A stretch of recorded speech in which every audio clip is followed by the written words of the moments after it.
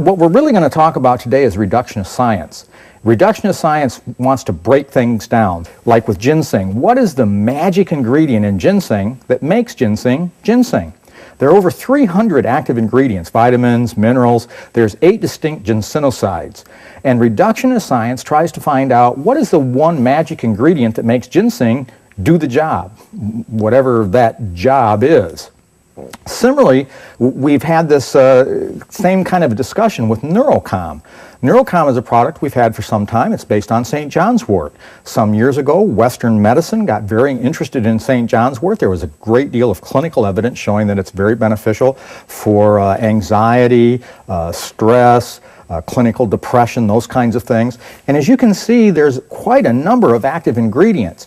And when they first came out with, selling St. John's wort extracts or pills in the well, not necessarily the pharmacy, but in the health food stores even, or in some of the grocery store shelves, they were trying to sell you something that they thought was the active ingredient. So you weren't really buying St. John's wort, you were buying St. John's wort standardized for hypericin. And it was a couple years later that they came out and they said, you know what, we've been looking and we think maybe hypericin isn't really the active ingredient that we want. We might want this hyperifone, and this might be the active ingredient that we want.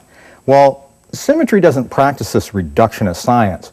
We've always processed whole herbs, which is the traditional way of doing it, but we also marry that with some of the Western science, and we have always given you standardized ingredients of both of those right from the start, because I'm not smart enough to know what the one active ingredient in anything is.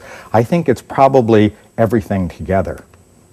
So here's a little short history of reductionist science and how that applies to us in our daily life as well as to your Symmetry products. First of all, nutrients. Nutrients have only been around since the 19th century. Obviously they've been there forever, but we've only known what they were since the 19th century. And this came forth from Dr. William Prout, who was an English physician and a food chemist. He discovered 3 principal constituents of food, macronutrients: protein, fat, and carbohydrates. And of course, that's the same today.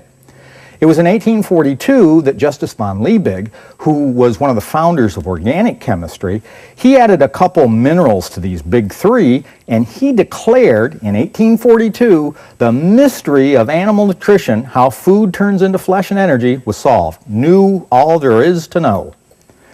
He developed something called vitalism.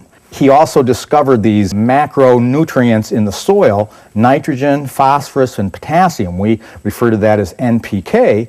And he said this is all plants need to grow. With that in mind, he developed extractum carnis. This is everything that we need for the code of life for plants and animals to live. He put it in a meat extract. Today we would call that a bouillon cube. He also developed the first baby formula, which is cow's milk mixed with some wheat flour, malt flour, and potassium bicarbonate. Babies that were given this formula often got sick because there's no vitamins, there's no essential fatty acids, and there was no amino acids. Obviously, he hadn't discovered everything.